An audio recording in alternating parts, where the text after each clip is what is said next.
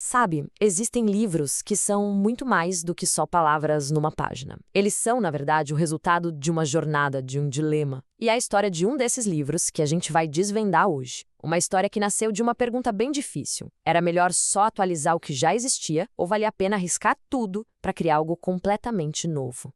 Para a gente começar a entender essa jornada, tem um poema que parece que foi escrito para eles. Diz assim: há pessoas que nunca se interrogam sobre o que se avista do alto de uma montanha. Essas pessoas nunca arriscam. Esses versos do Leif Christensen capturam a alma do que a gente vai ver aqui. O risco, tanto intelectual quanto pessoal, que é preciso correr para desafiar o que já está estabelecido.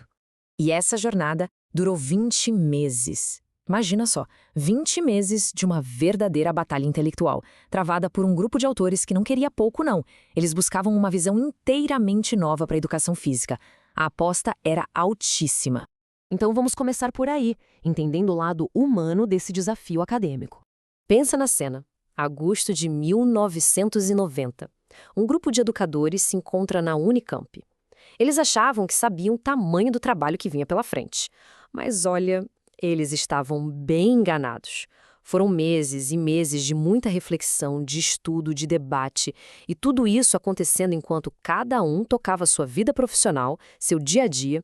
Não era só sentar e escrever um livro, era uma luta para repensar as bases de uma área inteira. E é aqui que aquele poema volta com ainda mais força, né? Há pessoas que nunca tentam modificar o que está mal. Essas pessoas nunca arriscam. Isso se conecta perfeitamente com o que eles estavam fazendo. Eles não estavam só escrevendo um texto, eles estavam se arriscando de verdade para mudar algo que eles acreditavam que estava errado. Mas, ok, qual foi a faísca que acendeu essa fogueira toda? Para entender por que era tão necessário arriscar, a gente precisa voltar um pouquinho no tempo. Essa linha do tempo aqui é fundamental para a gente entender o contexto. Em 1988, o Ministério da Educação publicou um documento curricular muito importante. Um ano depois, a Cortez Editora se interessou em transformar aquilo em livro, mas aí surgiu um problema: o documento já estava ficando para trás. As críticas e as novas ideias já mostravam que era preciso ir além. E foi essa constatação que levou ao primeiro seminário de estudos em 1990, com um objetivo muito claro: criar algo totalmente novo. E essa situação colocou o grupo numa verdadeira encruzilhada. De um lado tinha o caminho antigo, o mais fácil: pegar o documento de 88, fazer umas atualizações e publicar. Do outro, o caminho novo, o mais difícil: criar o que eles mesmos chamaram de uma nova síntese superadora, algo que realmente refletisse tudo que a teoria da área tinha avançado.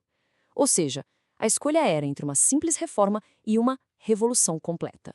Essa decisão de seguir pelo caminho novo nos leva direto para o coração intelectual do livro, para o grande ponto de virada dessa história. Eles batizaram essa filosofia de perspectiva crítico-superadora.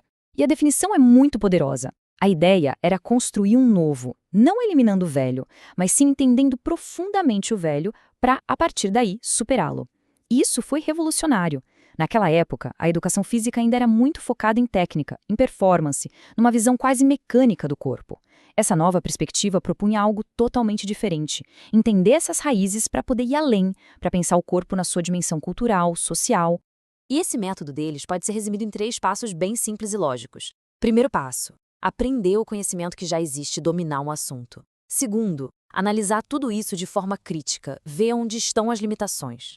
E, finalmente, o terceiro passo: superar, criando uma nova síntese a partir dessa análise. Era um processo de construir sobre o passado e não de simplesmente destruir tudo.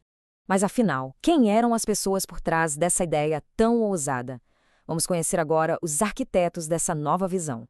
Começando pela Carmen Lúcia Soares, a trajetória dela era a combinação perfeita para esse projeto. Ela tinha experiência prática do chão de escola, de dar aula em colégio público lá em Curitiba, e ao mesmo tempo tinha uma pesquisa acadêmica super profunda sobre as raízes médicas da educação física no Brasil. Essa mistura de prática com teoria foi uma peça-chave. Depois, a Celi Nelza Zucchi Tafarel. A contribuição dela vinha de uma liderança muito forte e de um grande engajamento social. Lá na UFP, ela liderava projetos com populações carentes. E como presidente do principal colégio de ciências do esporte do país, ela trazia uma visão ampla, muito focada em como formar os novos educadores. A Maria Elizabeth Varjal trazia outra peça fundamental para esse quebra-cabeça. Com formação em pedagogia e muita experiência em cargos de gestão nas secretarias de educação, ela entendia o sistema por dentro. O trabalho dela com currículos e o ativismo político garantiram que a nova visão não fosse só bonita na teoria, mas que fosse também viável na prática e politicamente consciente. E claro, o Lino Castellani Filho, que foi o grande catalisador de tudo isso. Foi ele quem escreveu o documento original de 1988 e quem percebeu a necessidade de ir além. O livro dele, Educação Física no Brasil, a história que não se conta, já era uma referência, e a pesquisa dele em políticas públicas deu todo o contexto necessário para essa nova obra. E o mais interessante é isso. Era gente de todos os cantos do país. Uma catarinense, uma gaúcha, uma pernambucana, um paulista. Vinham de lugares e trajetórias muito diferentes. Mas o que unia todos eles? A mesma vontade política de arriscar. Eles mesmos resumiram isso de um jeito perfeito na apresentação do livro. Unidos que estamos na consecução de um mesmo projeto histórico. Percebe o peso disso? Não era só mais um livro, era um projeto com uma ambição histórica, uma tentativa de moldar o futuro de uma área inteira. E toda essa história nos deixa com uma reflexão final, não é? A jornada deles foi definida pela coragem de arriscar, de questionar e de construir algo novo. O que nos leva a perguntar: e se o maior risco de todos na educação for justamente não arriscar? A história deste livro sugere que a estagnação pode ser um perigo muito maior do que a tentativa de inovar.